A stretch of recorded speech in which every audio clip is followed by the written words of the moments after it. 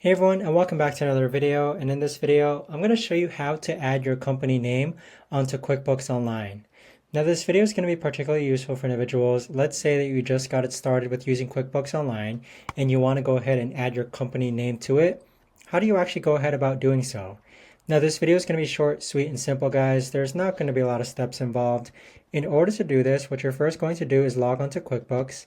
Then you're going to click on the gear icon on the upper right hand corner, and then you're going to click on Account and Settings. Once you click on Account and Settings, you're going to see your business name and some other blurry information that you see here.